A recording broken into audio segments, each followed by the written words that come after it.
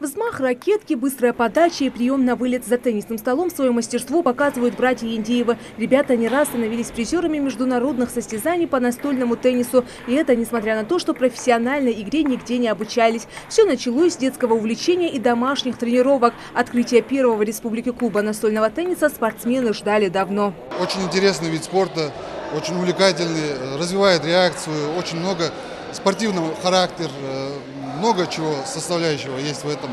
И очень я рад тому, что здесь это открылось, потому что этот вид спорта очень полезен. Теперь начинать спортивную карьеру в настольном теннисе малгобекчане смогут за профессиональным спортинвентарем под наблюдением наставника. На открытии первого в республике клуба городские власти, представители духовенства и активная молодежь, которая и стала инициатором проекта. Идею открыть в городе Воинская Слава первый спортивно-досуговый центр поддержали и в Комитете по делам молодежи республики. Чтобы любая свободная молодежь сегодня вечером могла провести свой досуг вот в таком прекрасно ярко освещенном зале, за такими чистыми, новыми, хорошими теннисными столами. А дальше разминка, показать себя готовы даже те, кто пока от настольного тенниса далек, но искренне любит этот вид спорта. Магомед Картоев не боится поражений. В настольный теннис он играет с 6 лет и привык к спортивной борьбе.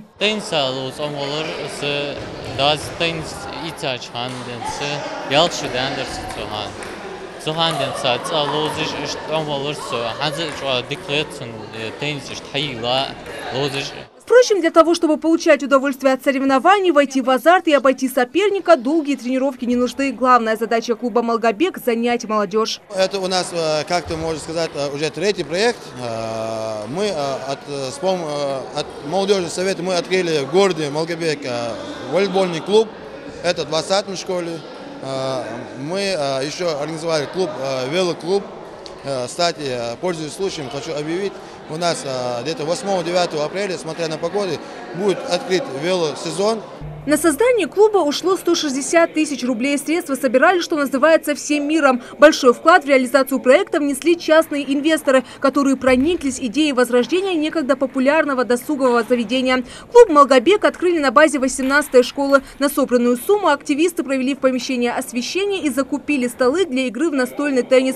Днем в спортзале будут проходить школьные занятия по физкультуре. Ну а теннисный клуб будет работать с 7 до 10 часов вечера. Царство настольного тенниса готово принимать своих первых гостей. Причем посещать клуб смогут как любители, так и новички в этом виде спорта. Пока одни будут с пользой проводить свободное время, другие будут учиться играть. Занятия будет вести тренер. Первый в республике клуб настольного тенниса – это лишь пилотный проект. В планах у регионального комитета по делам молодежи открыть подобные центры и в других районах республики. Еще в советское время настольный теннис пользовался большой популярностью у молодежи. И главная цель сегодня – возродить эту славную традицию и выявить таланты, которые будут представлять Ингушетию на различных соревнованиях по этому виду спорта. Ферида Миржоева, Жамалил Тамасханов, Новости 24.